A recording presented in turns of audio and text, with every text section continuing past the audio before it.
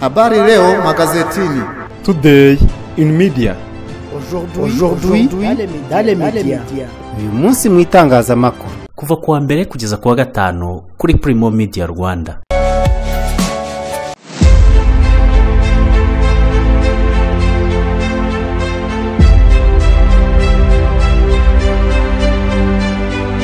Nonge kubasuhuza ndabifuriza kugira ibihe byiza nshuti bakunze wa Primo Media Rwanda kandi mbahe ikaze muri gahunda y'umunsi mu itangazamakuru. Perezida Kagame yakiriye umuyobozi wa komisiyo ishinzwe ubutasi mu nteko ya Amerika. Mu karere ka Gicumbi umukobwa w'imyaka 22 arashinjwa kubyara umwana agahita amutera icyuma. Irutsiro bahitamo kubana badasezeranye kubera gutura kure y'ibiro by'umurenge. Naho Red Tabara yasakiranye na Ozalendo. M23 nyuma yo gufata Warikare igiye gukurikizaho iki? Iki kibazo turagisubiza muri aya makuru. Muri Tanzania impunzi y'umurundi yasanzwe yishwe yaciwe umutwe hafi y'inkambi. Naho muri Sudani ingabo z'igihugu zambuye umutwe wa RSF ibiro by'umukuru w'igihugu. Biden we arashinjwa kugira uruhare mu ibura ry'amagi ku masoko atandukanye ya Leta z'Ubumwe za Amerika. Mu ivuriro Everlife nahivurije umwijima mivuriza n'iby'amabanga y'abashakanye. Bankoraho riraka n'abahanga pe. Nyuma yo kugira ikibazo cy'imisemburo mike bandangiye ivuriro Everlife ndarigana baramfasha icyo kibazo kirakemuka. Nyuma naje kujyana n'umubyeyi wanjye afite ikibazo cya hypertension ubu ngubu n'umuziba. Nashishikariza abantu bafite ibibazo by'imisemburo bigatuma batabyara, bigatuma imihango yabo itaza neza nkuko bikwiye, kuba mwagana ivuriro Everlife bakabafasha. Murakoze cyane. Ivuriro Everlife rikorera Nyabugogo rimaze kuba ubukombe mu Rwanda no hanze yarwo mu kuvura indwara bakoresheje imiti y'ibimera kandi itunganyijwe neza mu buryo bw'ibinini, poudre cyangwa liquide. Hari abadogiteri batandukanye bagufasha kandi kiza nuko aho waba uherereye hose ku isi imiti yakugeraho cyane ko bakorana na DHL. Mu ndwara bavura twavugamo nk'iz'imyororokere zose, kurangiza vuba no kubura ubushake, indwara zifata abadamu zose, igwingira ry'igitsina, indwara nk'umwijima, diabete, amara, igifu, asima. Abifuza kuva ku biyobyabwenge nabo barabafasha. Ku bindi bisobanuro wahamagara cyangwa ukandikira muganga. Everlife, icyizere cy'ubuzima. Buri wese muri twe azi inkuru ibabaje y'umuntu wakoze ubutaruhuka ijoro n'amanywa ashaka kugera ku iterambere kubw'amahirwe akabigeraho, ariko akigera ku byo yaruhiye agahita apfa cyangwa agahura n'ubumuga budatuma yongera gukora. Umuryango yari atunze ububayeho nabi cyane. Muri buko tuvuga buri gihe mu bihe nk'ibi ngibi ubuzima nta mpuhwe bugira, nta umenyeje hazaza. Nibyo nta umenyeje hazaza, ariyo mpamvu abareba kure bafite ubwishingizi bw'ubuzima, life insurance. Umunyarwanda, umurundi, umunyekongo, umugande cyangwa se undi wese wumva ikinyarwanda uba muri Amerika afite ibyago byo kwisanga mu bibazo twavugaga niba atazi Index Universal Life cyangwa Infinite Banking. Ubu ni ubwoko bw'ubwishingizi butarokora ubuzima gusa ahubwo bushobora no kugukiza. Ntabwo nzi niba wari ubizi, ariko uyu munsi banke zikomeye ku isi zinjiza miliyari z'amadolari ziyakuye mu gushora amafaranga tuzibitsa muri kompanyi z'ubwishingizi, by'umwihariko ubu bwishingizi bwa Index Universal Life. Kubera iki tutatangira gukora ibyizi banke zikora? Wowe utanga amafaranga y'ubwishingizi bw'ubuzima, ayo mafaranga akabyara andi menshi azakubeshaho mu bihe by'uburwayi bukubuza kongera gukora cyangwa akabeshaho umuryango wawe mu gihe uzaba utagihari. Byitwa replacement of economic value. Ibi byose ntabwo byoroheye buri wese kubisobanukirwa. Gusa nzi umuntu w'impuguke mu by'ubukungu ubifitiye ibyangombwa byo ku rwego mpuzamahanga utanga services zo gufasha abantu muri ubu bwoko bw'ubwishingizi n'ishoramari. Bernard Niyomugabo. Niba utuye muri Leta zunze ubumwe za Amerika ukaba uvuga kandi wumva ikinyarwanda, ni byiza kwegera Bernard Niyomugabo ngo aguhuze na kompanyi z'ubwishingizi zitanga inyungu nyinshi ukiriho bidategereje kupfa, agufashe mu birebana n'imisoro n'ibindi. Hamagara 240 605 21 cyangwa wandike email kuri niyomugabob25@gmail.com cyangwa se info@mylegacyplus.org cyangwa se nbernard@mylegacyplus.org cyangwa usura urubuga rwa internet wa@mylegacyplus.org. Aya mafaranga wita make utunze, ikintu gusaba cyonyine ni ukuyakiza uyu munsi kugira ngo nayo azagukize ejo. Save me today, I will save you tomorrow. Perezida Kagame yakiriye umuyobozi wa komisiyo ishinzwe ubutasi mu nteko ya Amerika. Perezida Paul Kagame kuri uyu wa gatanu yakiriye umuyobozi wa komisiyo y'inteko ishinga amategeko ya Leta zunze ubumwe za Amerika ishinzwe ubutasi n'ibikorwa byihariye by'igisirikare Dr. Ronnie Jackson.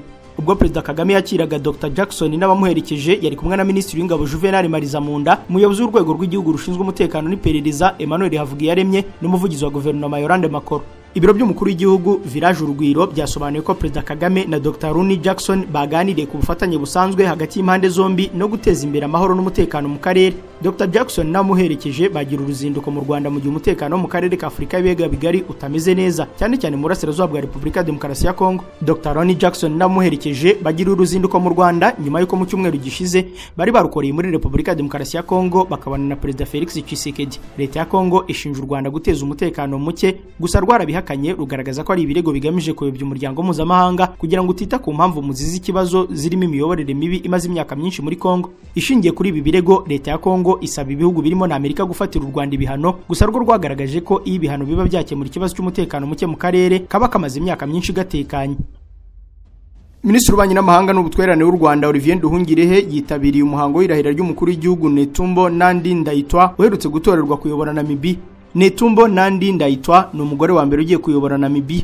Yarahiye kuri uyu wa gatanu tariki ya 21 z'ukwa gatatu 2025 umunsi igihugu kizihiza w'isabukuru y'imyaka 35 kibonye ubwigenge. Ni umuhango witabiriwe n'abakuru b'ibihugu na za guverinoma batandukanye biganjemo muri Afurika barimo Samia Suluhu Hassan wa Tanzania, Brahim Ghali perezida wa Repubulika y'Abarabu ya Sahrawi, Daniel Chapo wa Mozambique, Jacob Zuma na Thabo Mbeki bayoboye Afurika y'Epfo ndetse n'abandi. Nandi Ndaitwah w'imyaka 72 yarasanzwe ari vice perezida wa Namibia, akaba mu ishyaka SWAPO. Yatsinze amatora ku majwi 57.31% kw'ijana, ahigika abakandida 14 bari bahanganye ku buryo bitasabye ko bajya muri kamarampaka.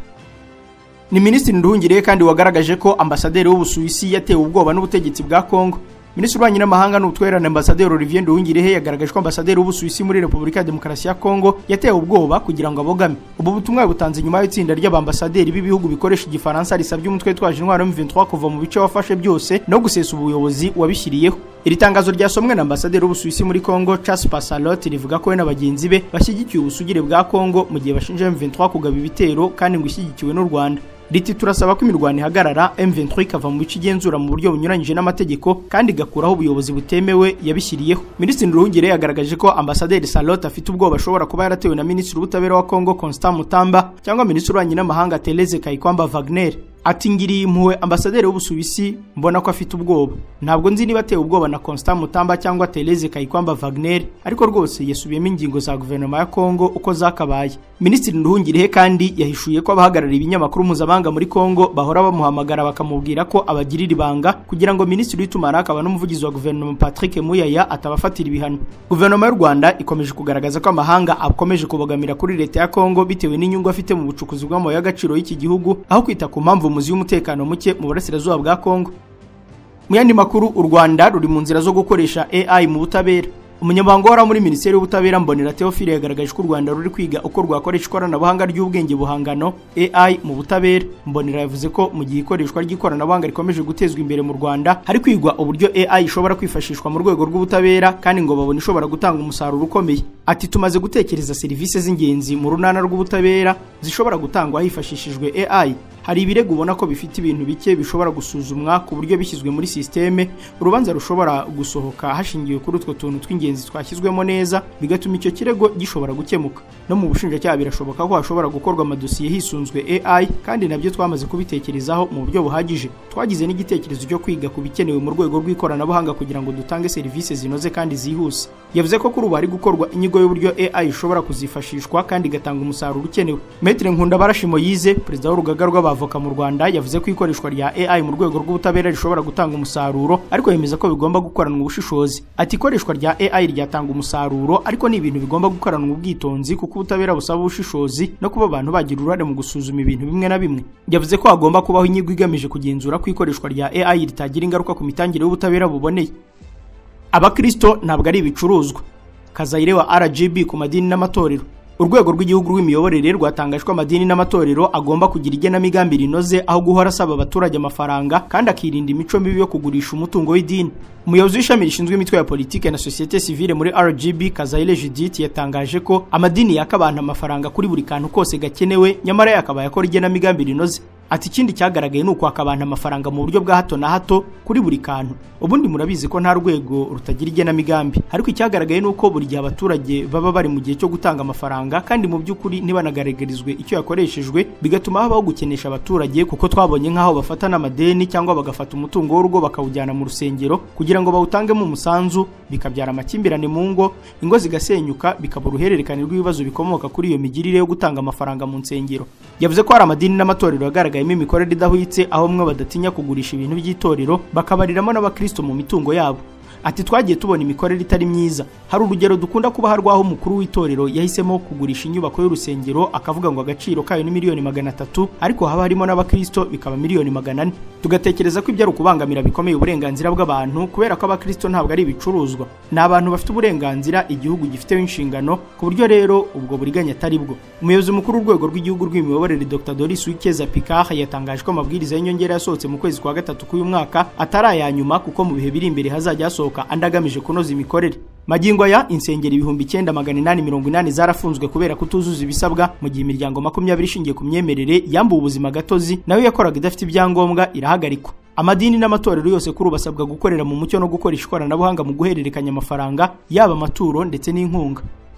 Naho RIB yasabye abakoresha telefone kugira amakenga. Urwego rw'ubugenzacyaha mu Rwanda RIB rurasaba abantu kugira amakenga ndetse bakanamenya uko telefone zabo zikoreshwa kuko hari abateka mutwe basigaye bashuka abaturage bikarangira babacucuye. RIB yatanze uyu muburo bwari mu bukangurambaga bugamije gukangurira abaturage kurwanya ibyaha birimo byihotera rishingiye ku gitsina, byifashisha ikoranabuhanga ndetse n'ibindi. N'ubukangurambaga bwabereye mu murenge wa Kinyinya y'akarere ka Gasabo. Bwabaye mu gihe abanyarwanda bamaze igihe bagaragaza ko babangamiwe n'abateka mutwe bahamagara kuri telefone bakabashuka bagamije kubiba, ku buryo hari n'abagwa muri uwo mutego karangira bibwe. Twagirimana Thomas wo mu murenge wa Kinyinya numwe mu bahamya ko abateka mutwe bigeze kugerageza kumwiba gusaza kubarokoka nyuma yo kuba umunyamakenga. Undi muturage we yavuze ko yahamagawe n'umutubuza akamubwira ko umwana we yagonzwe ndetse akaba ari kwa muganga, amusaba kohereza amafaranga kugira ngo avurwe byihuse. Ati hari igihe bano batubuzi bakoresha telefone akenshi usanga nabo bahamagara umuntu batamuzi, kubw'amahirwe make basanze nta mwana mfite, ariko birakwiye ko dushishoza mbere yo kohereza amafaranga abantu nk'abo tukagisha n'inama. Jean Claude Ntirenganya ukuri ishami rishinzwe gukumira ibyaha muri RIB yasabye abantu kugira amakenga kandi ntibizere uwo ari wese ubabwira ko yabohereje amafaranga.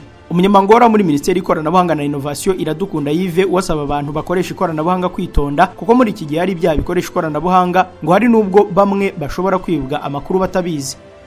Mu makuru avuga mu turere Igicumbi, umukobwa w'imyaka 22 arashinjwa kubyara umwana akamutera icyuma. Ubushinjacyaha ku rwego rwisumbuye rwa Gicumbi bwaregeye urukiko rw'ibanze rwa Byumba kwifunga n'ifungurwa ry'agateganyo umukobwa w'imyaka 22 y'amavuko utuye mu karere ka Gicumbi umurenge wa Rutare ukurikiranwe cyaha cyo kwica umwana yibyariye amuteye icyuma. Icyaha akurikiranyweho yagikoze tariki ya 25 z'ukwa kabiri k'uyu mwaka ubwo yabyaraga umwana ugejeje igihe cyo kuvuka, arangije amutera icyuma mu rubavu aramwica, amushyira mu mifuka 3 ajya kumujugunya mu mugezi, ari naho yatoraguwe yapfuye nyuma y'iminsi 3. Mwibazwa rye uregwa yemera icyaha agasobanura ko yabitewe n'uko umuhungu wari wamuteye inda yari yamubwiye ko ntacyo azamufasha nk'uko ubushinjacyaha bukuru bubivuga. Iki cyaha nikimuhama azahanwa hashingiwe ku ngingo ya 8 y'itegeko rya 2023 rihindura irya 2018 riteganya ibyaha n'ibihano muri rusange. Ashobora kuzahabwa igihano cy'igifungo cya burundu. Abangirijwe imiyoboro y'amazi n'ikorwa ry'umuhanda Nyanza Bugesera baratabaza. Bamwe mu baturage batuye hanyuze umuhanda mushya wa Nyanza Bugesera barasaba ko basubirizwaho imiyoboro y'amazi yangiritse ubwo uyu muhanda wakorwaga. Abo baturage bo murenge wa Muyira mu kagari ka Nyundo bavuga ko ubwo uyu muhanda wakorwaga babwiwe ko imiyoboro yabo igiye gucibwa, babasezeranya ko numara kuzura bazayiteranya, ariko ngo ntibyakozwe. Nyirabatsinda Belance utuye mu mudugudu wa Mugari yavuze ko mbere yari afite amazi ajya mu rugo rwe ndetse n'andi yerekeza kuri koperative asangiye na bagenzi be. Ati umuhanda uje twarishimye nk'iterambere rije, baducira amazi batubwira ko bazongera kuyakora bakayadusubiza. None kugeza ubu iminsi irihiritse nta nagashweshwe, nta nuza kutubwira ngo muhumure. Mugenzi wabo bana mwishyirahamwe ryorora ingurube muri aka gace avuga ko basigaye bagorwa no kubona amazi yo guha ingurube zabo mwishyirahamwe ndetse nayo gukoresha mu ngo zabo. Ni ikibazo kandi gisangiwe na benshi bavuga ko bahize ku cyizere ko bazongera gusanirwa amazi yabo, ariko bakaba baraheze mu gihirahiro bagasaba ko bafashwa bigakorwa vuba. Umuyobozi w'akarere ka Nyanza Ntazinda Erazime yatanze ihumure kuri aba baturage avuga ko ikibazo cyabo kizwi kandi ko kiri gukurikiranwa. Yasobanuye ko ari bizakemurwa n'ikigo cy'igihugu gishinzwe iterambere ry'ubwikorezi n'abashinwa bakoze uyu muhanda. Ati ikibazo cy'amazi kimwe n'ibindi byagiye byangirika bari gukora uriya muhanda uduhuza n'akarere ka Bugesera byose twagiye tubibarura tunashyiraho uburyo bwo kubikemura. Hari bizakemurwa na RTDA, hari n'ibizakemurwa n'Abashinwa. Nko kubijyanye n'amazi, hari aho Abashinwa bagiye baca amatiyo yacaga hepfo y'umuhanda akajya hejuru yawo cyangwa se akajya hepfo yawo, ariko bagomba kongera kuyahuza kugira ngo bongere bavome. Meya Ntazinda yatangaje ko hari n'amapoto y'umuriro w'amashanyarazi yimuwe ubwo uyu muhanda wakorwaga, asobanura ko hari aho yatangiye gusubizwa mu mwanya wayo kandi ko n'ahandi bizakorwa vuba. Umuhanda mushya wa kaburimbo wa Nyanza Bugesera ufite ibirometero 35. Hari aho wanyujijwe mu nsisiro zirimo ibikorwa remezo, biba ngombwa ko byimurwa kugira ngo imirimo yo kuwukora ishoboke. Mu karere ka Huyeho, umusore wahamijwe gusambanya umwana yasabye kurekurwa kuko ngo yabikoze n'umuntu mukuru. Urukiko rwisumbuye rwa Huye rwahamije umusore icyaha cyo gusambanya umwana akatirwa igihano cy'igifungo cy'imyaka 20, none kuri ubu arasaba kugirwa umwere kuko avuga ko yasambanye n'umuntu mukuru. Uyu musore wahamijwe icyaha yitwa Ugiyekera Bernard, aho yafunzwe afite imyaka 20. Yajuririye igihano yahawe mu rukiko rukuru urugereko rwa Nyanza. Mu rukiko ari kuburana ubujurire, Bernard yaranzwe no kuvuga amagambo make ati icyaha ndegwa sinkemera. Umucamanza yahise ijambo umwunganizi mu mategeko Maître Jacques Rudahigwa abwira urukiko ko umukiriya we yemera ko yasambanye n'uriya mukobwa, ariko bikorwa ku bwumvikane kandi anatwite kuko yari umuntu mukuru. Maître Rudahigwa yavuze ko umukiriya we yasambanye n'uriya mukobwa mu 2022 afite imyaka yenda gusatira 19 nk'uko icyemezo cy'amavuko cyatanzwe n'umwanditsi w'irangamimerere kibyemeza. Maître Rudahigwa yemeje ko urukiko rwirengagije ko umukiriya we atemera icyaha ahubwo yemeye igikorwa. Yavuze ko umukiriya we yarezwe na nyina w'umukobwa ari nawe mutangabuhamya. Ati iyo ndasi y'umukiriya wanjye kuko uwo mwana yaravutse bapima ADN babona igisubizo, ariko ntibagitangaza babirekeraho kuko babonaga icyo gisubizo cyabashyirishamo. Maître Jacques Rudahigwa yavuze ko ikindi urukiko rwisumbuye rwa Huye rwashingiye ruhamye icyaha umukiriya we ari icyemezo cy'akagari kivuga kuri uyu mukobwa yari afite imyaka 16, kandi nyamara bo barazanye icyemezo cy'amavuko kuri uyu mukobwa yari afite imyaka yenda kuzura 19.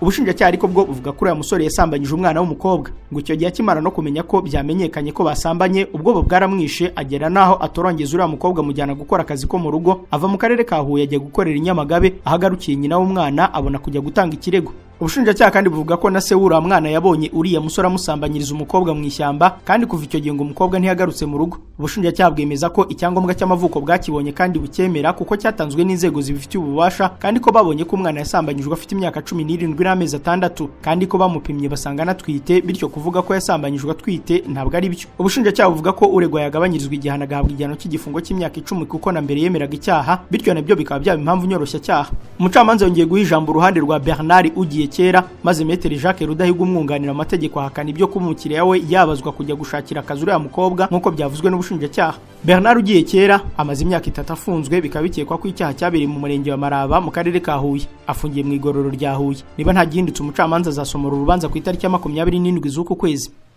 Dukomereza amakuru mu karere ka Rutsiro, aho bahitamo kubana badasezeranye kubera gutura kure y'ibiro by'umurenge.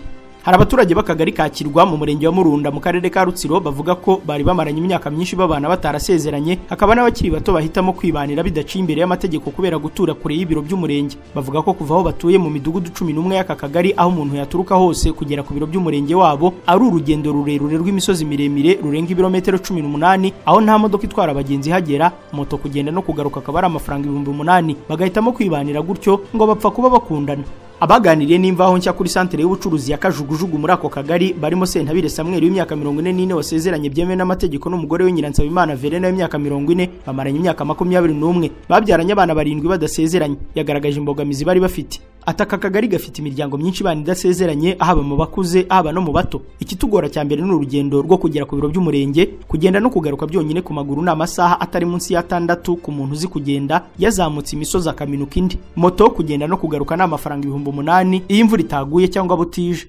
Muragijimana Sipiriyani w'imyaka 23 uyesezeranye na Maniriho Mari w'imyaka 22 bavuga ko bamaranye amezi 8 bakaba barahisemo kwibanira kuko nta yandi mahitamo bari bafite uretse urukundo. Uwizeyimana Emmanuel umuyobozi w'akarere ka Rutsiro wungirije ushinzwe iterambere ry'ubukungu ashimira ubuyobozi bw'umurenge wa Murunda bwatekereje kwegereza izi serivisi abaturage. Ati nta kagari bigaragara ko gakeneye kwitabwaho byihariye mu mitangire serivisi zimwe na zimwe nk'iyirangamimerere, iy'ubutaka n'izindi zikomeye zikora ku buzima bwa buri munsi bw'umuturage kuko kitaruye ibiro by'umurenge bagombye kuzakiraho. Hari imiryango myinshi hani bana idasezeranye kugeza naho hari n'abavuga ko gusezerana atari ngombwa, icyangombwa ari amafaranga, umugabo akizanira abagore ashaka bapfa kuba babyemera, ariyo mpamvu haniganje ubuharike n'ubushoreke cyane. Yavuze ko gahunda yo kumanuka bagasanga y'abaturage izakomeza mu rwego rwo kuborohereza kwegereza ubuyobozi abaturage. Mukanya aya makuru turayakomereza kuyavugwa hanze y'u Rwanda.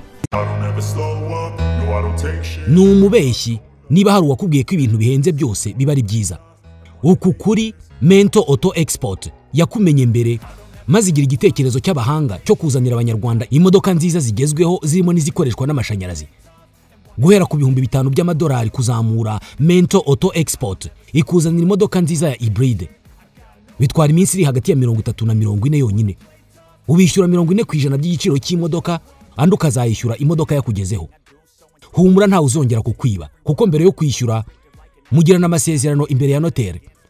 Ibirebana no kukugira inama y'imodoka nziza yo kugura babigukorera ku buntu, kandi nyuma yo kukuzanira imodoka bakurikirana iby'ubuzima bwayo ku buntu mu gihe cy'amezi 3.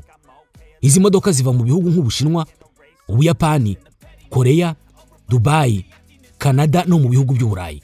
Nkaho ibi byiza byose bitari bihagije, Mento Auto Export ibazanira ibikoresho n'ibyuma by'imodoka by'ubwoko bwose bikugeraho mu minsi 7 yonyine. Babikura mu Bushinwa, Korea na Dubai. Bahamagare kuri 07 35 85 00 90 cyangwa wandika ubutumwa kuri WhatsApp kuri 07 87 88 66 cyangwa ugana aho bakorera mu nyubako ya Town Center Building TCB inyuma ya Centenary House muri floor ya 3 mu muryango nimero 025B. Wanasura urubuga rwabo rwa internet y3.mentomotors.com cyangwa ukabandikira email kuri info@mentomotors.com. Mento Auto Export, you trust we deliver. Umuntu uzakugira inama kubirebana no kugura imodoka cyangwa kwita ku modoka yawe, ariko mu byo akubwira byose ntiwumvemo izina Auto Korea Maintenance Limited, inama ye ntuzayemere. Abantu mufite imodoka za Kia na Hyundai ndetse n'izindi modoka zigezweho, murinde imodoka zanyu kwangirika kwa hato na hato, muzijyane muri Auto Korea Maintenance Limited. Bagufasha kubungabunga ikinyabiziga cyawe ukagitunga kitakurushya, bakazanagufasha kukigurisha igihe ubikeneye kandi udahangitse ugihaye nawe akagitunga yishimye. Aba n'abahanga bakaba n'inzobere, bakagira n'uburambe mu kubungabunga izi modoka no gusana izamaze kwangirika, cyane cyane motori zazo na boîte de vitesse. Bagusuzumira imodoka mu ikoranabuhanga rigezweho ritanga icyizere cyayo cy'igihe kirekire. Bakoresha ibikoresho byabugenewe bifasha mu kubungabunga imodoka yawe. Bafite ama additives na prolines n'amavuta meza yabugenewe akoreshwa mu kurinda systeme z'imodoka kwangirika, bituma izi modoka zirushaho kuramba.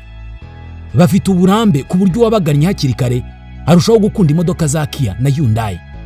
Muri iki gihe kandi muri Auto Korea Maintenance Limited bafite gahunda y'ubujyanama kubifuza kugura imodoka ndetse no kubamaze kuzigura. Hari kandi na programme ya automotive training kubifuza kubinararibonye mu by'ibinyabiziga bikoranye ikoranabuhanga rijyanye n'igihe.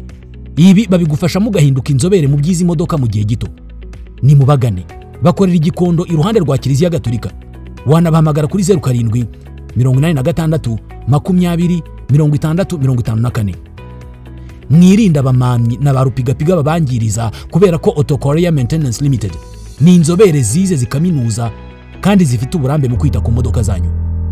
Amakuru avugwa hanze y'u Rwanda tuyaheri muri Repubulika ya Demokarasi ya Kongo, aho Red Tabara yasakiranye na Wazalendo. Muri teritwari ya Fizi mu ntara Kivu y'Amajyepfo haravugwa imirwano hagati y'umutwe w'abarundi witwa Red Tabara uvuga ko urwanya leta y'u Burundi n'abagize urubyiruko rwa Wazalendo bamaze igihe bakorana n'ingabo za Kongo. Urubuga rwa Radio Okapi rwanditse ko amasasu menshi yumvikanye muri kiriya gice yatumye abaturage bahungira kure bajya rwagati muri Fizi, abafite ibinyabiziga bakomereza za Minembwe. Umuyobozi wa Fizi yasabye impande zarasanye gushyira imbunda hasi bityo bagaha abaturage umutuzo. Ubuyobozi bwatabarije abasigaye badapfuye cyangwa ngo bahunge kugira ngo imiryango y'abagira neza ibagoboke ibaha ibiribwa, imiti n'amahema yo kuraramo. Mu gihe muri Fizi ari uko bimeze no muri Ituri ahitwa Fataki, naho birakomeye hagati y'inyeshyamba za Kodeko n'ingabo za Uganda zihamaze igihe, aho haguye abantu benshi nk'uko Radio Okapi bivuga. Imirwano hagati y'impande zombi yatangiye kuwa 2 tariki 18 z'uku kwezi irakomeza kugeza ku gicamunsi cy'ejo kuwa 4 ndetse no mu rukerera rwo kuri uyu wa 5.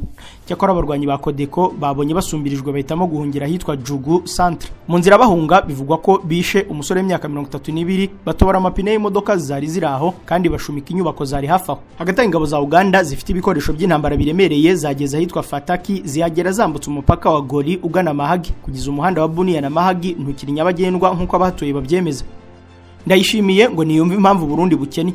Perezida w'u Burundi Evariste Ndayishimiye yagaragaje ko adashobora kumva impamvu igihugu cye gikennye kandi gifite amabuye y'agaciro menshi yakemura ibibazo byugarije ubukungu bwacyo. Mu kiganiro n'abakozi bo muri Minisiteri ishinzwe amazi, ingufu na mine, Ndayishimiye yavuze ko abarundi bose bamaze kumenya ko Burundi bufite amabuye y'agaciro menshi kandi ko bafite ubushobozi bwo kuyabyaza umusaruro. Ati twasanze ibintu byose byuzuye kugira ngo Burundi butere imbere. Abantu benshi bavuga ngo ntibyuzuye iyo badafite amafaranga. Nanjye ndabaza nti mbese amafaranga ni igikorwa hatangira iki? Ibyo ari byo byose ntihatangira amafaranga. Ndayishimiye yabwiye aba bakozi ko abarundi bahanze amaso iyi minisiteri kuko ariyo mutima w'ubukungu bwose bw'igihugu, abateguza ko nidafasha igihugu kubyaza umusaruro amabuye y'agaciro uru rwego ruzaseswa. Perezida Ndayishimiye yasobanuye ko Burundi bufite umurima weza amabuye y'agaciro, ababazi cyabuze kugira ngo bawifashishe mu guteza imbere iki gihugu kiza mu myanya y'imbere mu bikennye ku isi. Ati amabuye y'agaciro ni umurima weze. Ntibyakumvikana uko twagira umurima weze hanyuma tukavuga ngo turakennye kandi dufite umurima weze. None habuze iki kugira ngo uturamire?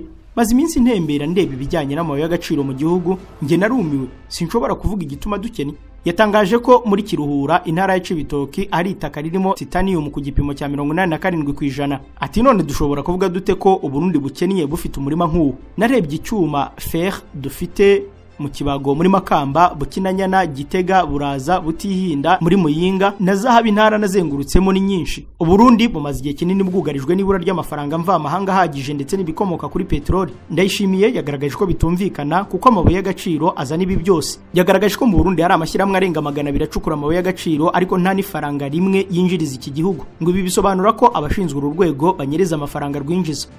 Naho Moise Katumbi yavuze ko Kongo nta gisirikare igira.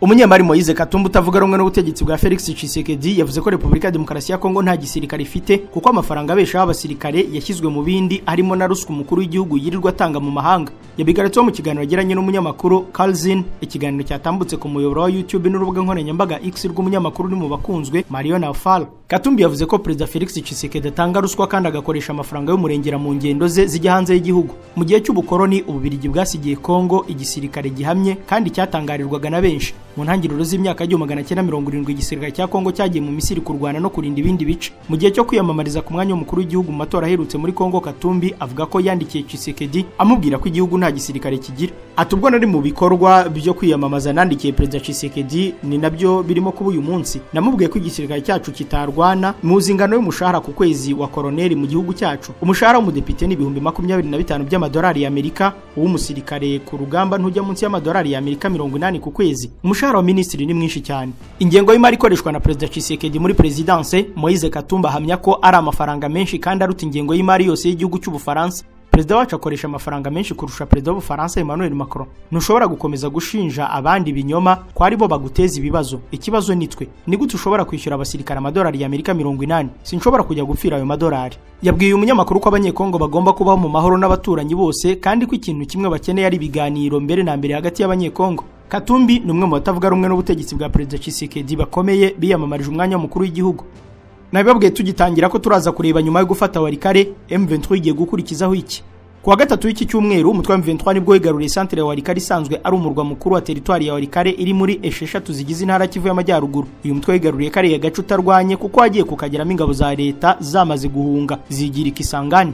Centre ya Walikare M23 yigaruriye na kandi gace k'ingenzi gafashwe mu mezi make ashize nyuma y'uduce turimo nk'imijyi ya Sake, Goma, ikibuga cy'indege cya Kavumu, Bukavu na Kamanyora ziriya nyeshyamba zigaruriye hagati y'ukwezi kwa mbere n'ukwa kabiri. Ushaka kumva neza uburyo ki Walikare ari ingenzi wakwifashisha ikarita ya Repubulika ya Demokarasi ya Kongo. Iyi centre ya Walikare n'amasangano ahuza intara ya Kivu ya ruguru na Maniema iri mu majyepfo ashyira uburengerazuba bw'iki gihugu, cyo kimwe n'intara ya Chopo iri mu majyaruguru ashyira uburengerazuba. Ibivuze ko Walikare centre iri mu nzira mbarwa, ushaka wanavuga ko ari nayo rukumbi zihuza Kivu y'Amajyaruguru n'umujyi wa Kindu wo muri Maniema unyuze muri teritwari ya Punia iri mu zigize iyi ntara ndetse na Kisangani. Iyi centre kandi isanzwe ari amasangano y'imihanda minini iri mu Masisi centre ndetse n'ujya Bukavu. Iyo mbi kabigenzurwa ziriya nyeshyamba ziyobona General Sultan Makenga. Gufata Walikare kuri ubu bisobanuye ko M23 ishobora kurwana yerekeza mu mujyi wa Kisangani uherereye mu birometero bibarirwa muri 300 uvuye muri Walikare cyangwa ikarwana imanuka ijya Maniema. Kuva M23 yafata uduce tw'ingenzi muri Kivu y'Amajyaruguru ni yepfo kuri ubu rugambi rwana rurasa n'urukomeje kuyorohera ku buryo rushobora no kwihuta ku muvuduko wo hejuru. Impamvu nuko ihuriro ry'ingabo za leta barwana risa n'iryacitse intege nyuma yo gutakaza imijyi ya Goma na Bukavu. Leta ya Kinshasa yari yarashyizemo imbaraga hafi ya zose. Uyu mutwe rero kuba wakomeza ugana Kisangani birashoboka cyane bijyanye no kuba maze igihe ugaragaza uyu mujyi nk'uteje ikibazo. Impamvu nuko ingabo za leta ziwifashisha zigaba ibitero by'indege z'intambara za Sukhoi n'amadrone mu kugaba ibitero ku birindiro bya M23 ndetse no ku baturage bo mu duce igenzura. Kisangani kandi isanzwe ari umwe mu mijyi yo muri Repubulika Demokarasi ya Kongo ikorerwamo ubucuruzi bukomeye bw'amabuye y'agaciro, ibisobanura ko ari ingenzi cyane kuri Kinshasa. Mu rugamba rw'amajyepfo ya Kivu nyuma yo gufata umujyi wa Bukavu, M23 ikomeje kugota umujyi wa Uvira munini muri iyi ntara. Yabanje kugota imisozi miremire kuva Bukavu werekeza ku muhanda Route Nationale 2 ugana Mwenga. Ikindi kandi yamaze no kwigarurira Kigarama nka kamwe mu duce duhanamiye umujyi wa Uvira urinzwe n'ingabo z'u Burundi zirwana zirinda umupaka w'igihugu cyazo. Mu bigaragara kuba M23 yaramaze kwihuza na twirwaneho muri Fizi bisobanura ko Uvira nayo iri mu mazi abira. Muri make nyuma ya centre ya Walikare, M23 wavuga ko kuri gahunda hanze amaso umujyi wa Kisangani, Kindu, Uvira na Karemi isanzwe ifatwa nk'umurwa mukuru w'intara ya Tanganyika. Uyu mutwe hanze amaso iyi mijyi mu gihe ku rundi ruhande ibihugu nka Angola na Katari bikomeje gukora iyo bwabaga kugira ngo iyi ntambara ihagarare. Muri Tanzania impunzi y'umurundi yasanzwe yishwe yaciwe umutwe hafi y'inkambi.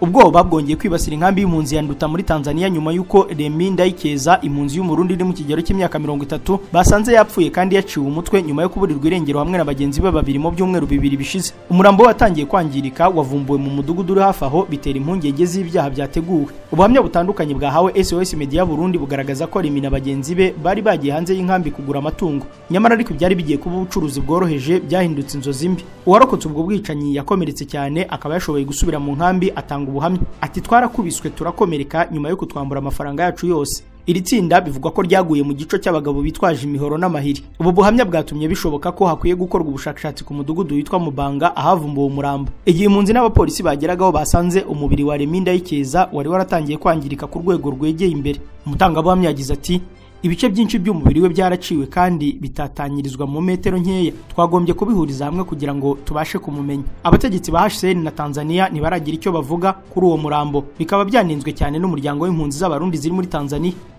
Dukomereza amakuru muri Sudani, aho igisirikare cya Sudani kuri uyu wa gatanu kigaruriye ingoro ya perezida wa kiriya gihugu nyuma yo kwirukanamo umutwe wa RSF wari umaze igihe warayigaruriye. Mu myaka 2 ishize nibwo Rapid Support Forces yari yarigaruriye presidence ya Sudani ndetse n'inyubako nyinshi za ministeri zitandukanye. Nabil Abdallah, umuvugizi w'igisirikare cya Sudani, yatangarije kuri televiziyo ko ziriya nyubako zose zamaze kwisubizwa na leta. Ati ingabo zacu zasenye mu buryo bukomeye abarwanyi b'umwanzi ndetse n'ibikoresho byabo, zinafata umubare munini w'ibikoresho ndetse n'intwaro. Nabil Abdallah yarahiye ko igisirikare cya Sudani kigomba gukomeza kujya mbere ku mirongo yose y'urugamba kugeza intsinzi yuzuye ibonetse no kugeza buri santimetero y'igihugu iri mu maboko y'umwanzi n'abamushyigikiye yisubijwe n'ingabo za leta. Mu ntangiriro za 2023 nibwo RSF yari yambuye ingabo za leta umujyi wa Khartoum. Kuri ubu mu gihe ingabo zaba zishoboye kuwisubiza wose yaba ari intsinzi ikomeye muri iyi ntambara yatumye abatari bake bava mu byabo. Abarwanyi ba Rapid Support Forces cyakora baracyagenzura ibice byinshi bya Sudani by'umwihariko byo mu burengerazuba bw'iki gihugu.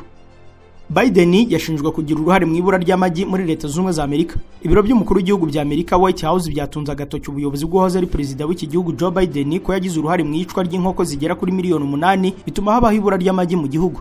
Ni byatangajwe n'umuyobozi ushinzwe itangazamakuru muri White House Caroline Leavitt wavuze ko habaye kwicwa kw'inkoko nyinshi ku butegetsi bwa Joe Biden mbere yuko Donald Trump arahira ku itariki ya 20 z'ukwa mbere k'uyu mwaka. Ibi yabitangarije ku rubuga X aho yagize ati ubuyobozi bwa Biden bwishe inkoko zigera kuri miliyoni 8 imbere y'irahira rya Perezida Trump bituma haba ikibazo cyo kubura ibicuruzwa biziturukaho ndetse n'ibiciro biriyongera. Ikibazo cy'amagi ni ikibazo cya Biden. Aya magambo ya Leavitt yasamiwe hejuru na Elon Musk uri mu bahafi ba Perezida Trump wasubije ati ubwicanyi bw'inkoko bwa Biden. Ku rundi ruhande ariko Caroline yavuze ko Perezida Trump ari gushakira umuti iki kibazo cy'ibura ry'amagi afatanyije n'umunyamabanga wa leta ushinzwe ubuhinzi Brooke Lawrence. Ibi byavuzwe na White House bishingiye ku ngamba zafashwe n'ubuyobozi bwa Biden ubwo hateraga icyorezo cy'ibicurane by'inyoni mu 2022. Iki gihe mu guhangana nacyo ibiguruka birimo nk'inkoko byagaragaye icyo cyorezo byahise byicwa kugira ngo bidakomeza kugikwirakwiza. Minisiteri y'ubuhinzi muri Amerika yishe miliyoni y'ibiguruka n'inkoko mu kurwanya icyo cyorezo. Ibi rero nibyo byavuyemo izamuka ry'ibiciro by'ibikomoka kuri ibi binyabuzima. Ni mu gihe mu bice bitandukanye bya Amerika ibiciro by'inkoko n'amagi byiyongereye cyane kugera kuri 200% kuva mu mwaka ushize.